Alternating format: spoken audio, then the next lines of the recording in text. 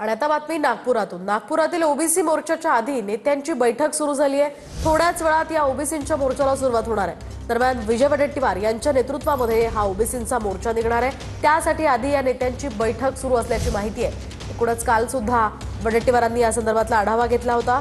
या मोर्चा संदर्भातली अधिकची माहिती जाणून घेऊयात आमचे प्रतिनिधी गजानन उमाटे यांच्याकडून। गजानन, काय अधिकचे अपडेट्स?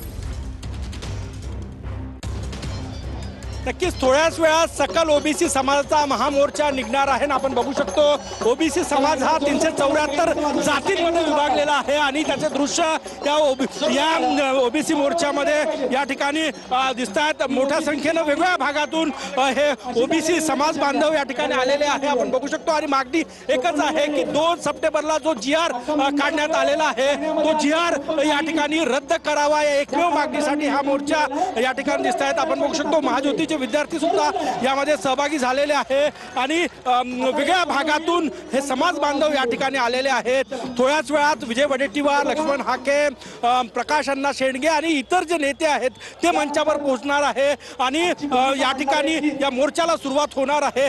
2 सप्टेंबरचा जो जीआर काढण्यात आला त्या जीआर मुळे ओबीसींचं आरक्षण संपुष्टात आलं। नक्कीच गजानन, या संदर्भातले अपडेट्स घेत राहणार आहोत। तुर्तास धन्यवाद दिलेल्या या माहितीसाठी।